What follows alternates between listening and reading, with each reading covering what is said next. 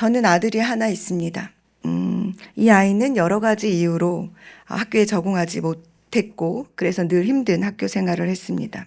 제가 아이를 위해서 기도했을 때 하나님께서 저에게 방주를 짓듯이 아이를 지으라고 말씀해 주셨습니다.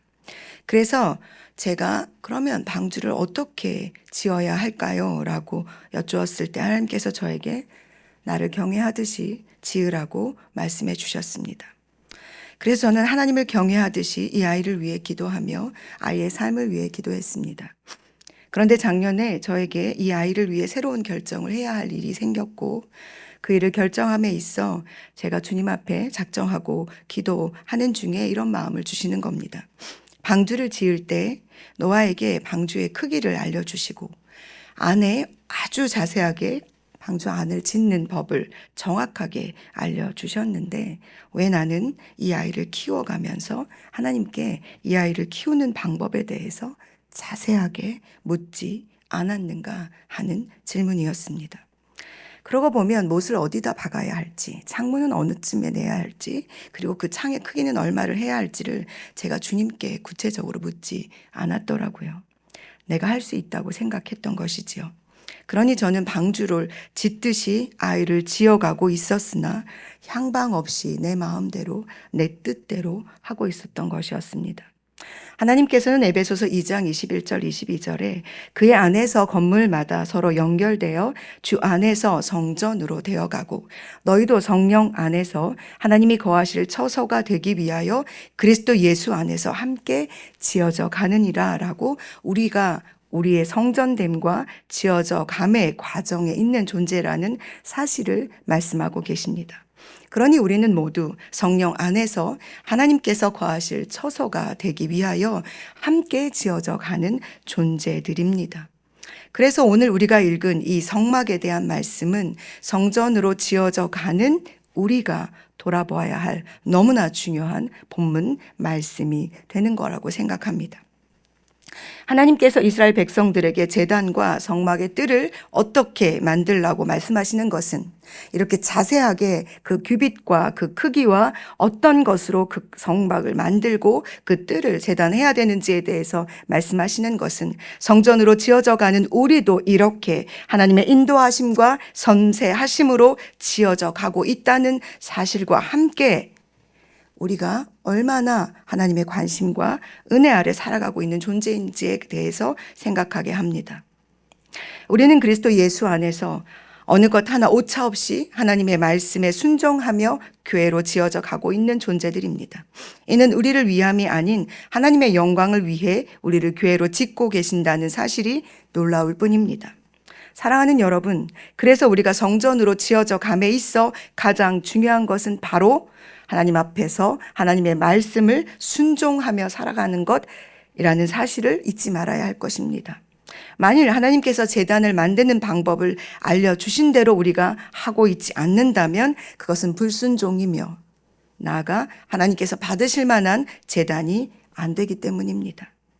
그래서 제단을 만들고 성막의 뜰을 만드는 모든 과정에 나의 의지, 나의 생각, 내가 원하는 방법은 중요하지 않습니다.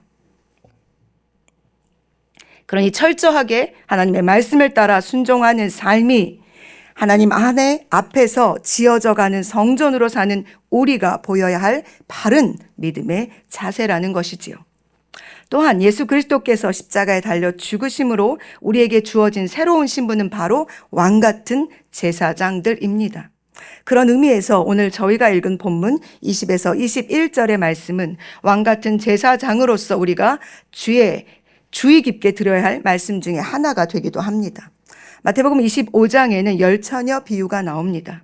다 알고 계시듯이 미련한 다섯 처녀와 슬기로운 5처녀를 나누는 기준은 바로 미리 준비되어진 등, 기름이 가득 담겨진 등을 가지고 있는가 그렇지 않은가입니다.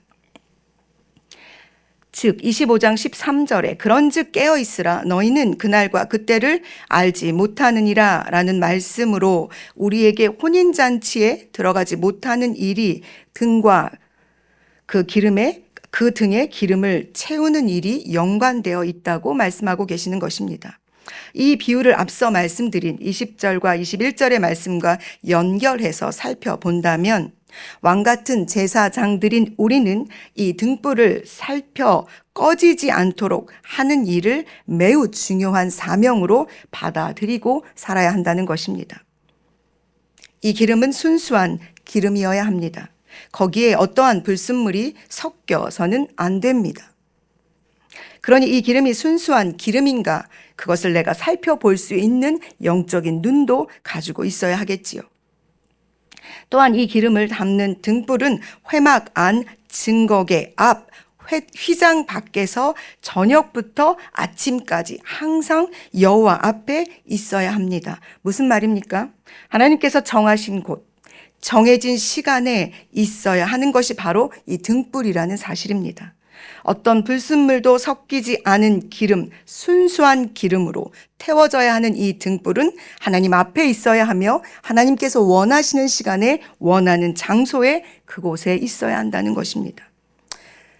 사랑하는 여러분, 우리 두 손에 이 등불이 가득 채워진 등불이 있기를 소원합니다. 그리고 이 등불을 들고 있는 우리는 하나님이 원하시는 곳에서 원하시는 시간에 원하는 방법으로 태워져야 한다는 것도 잊지 마십시오. 그리고 또한 그것을 살피는 것이 바로 우리 왕 같은 제사장들인 우리가 해야 하는 일입니다. 보살핀다는 것은 혼란함 없이 질서정연하게 정돈된 모습으로라는 단어를 포함하고 있습니다. 항상 이 등불이 꺼지지 않고 타오를 수 있도록 정해진 장소에서 정해진 시간에 불을 밝힐 수 있도록 관리하고 정리정돈하는 일이 바로 우리가 해야 하는 일인 것입니다. 이 일을 감당함에 있어 반드시 필요한 것은 바로 앞서 말씀드린 깨어 있어야 한다는 것입니다. 항상 말이죠. 꺼지지 않는 불을 아버지 앞에, 하나님 앞에 놓기 위해, 그것을 태우기 위해 슬기로운 5 처녀들처럼 항상 깨어 준비하는 여러분과 제가 되기를 진심으로 소원합니다. 오늘도 이 새벽에 하나님의 전에 나와 하나님 앞에 기도하는 여러분, 깨어 이 등불을 꺼지지 않게 하기 위한 여러분의 애씀이 하나님 앞에 아름답게 드려지기를 진실로 소망합니다.